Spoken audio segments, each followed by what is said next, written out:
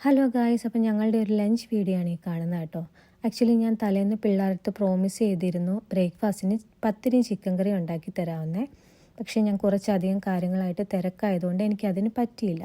പിന്നെ ഞാൻ ഒന്നും നോക്കിയില്ല. ഉച്ചയ്ക്കത്തേക്കിന് നല്ല സോഫ്റ്റ് പത്തിരി, നല്ല നാടൻ രുചിയുള്ള ചിക്കൻ കറി, ഉള്ളിയും കറിവേപ്പിലയും ഇട്ട് താളിച്ച തേങ്ങാപ്പാലും റെഡിയാക്കി കേട്ടോ.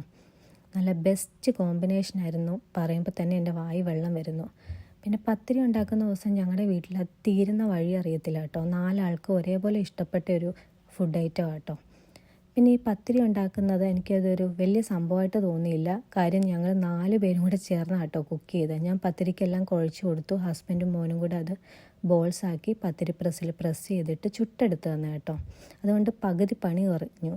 അപ്പം നമ്മുടെ ഈ സോഫ്റ്റ് പത്തിരി തേങ്ങാപ്പാലിൽ മുക്കിയിട്ട് കുറച്ച് ചിക്കൻ കറിയും കൂടെ ഒഴിച്ച് ഒരു വായിലേക്ക് വെക്കണം. അമ്പോ എന്നാ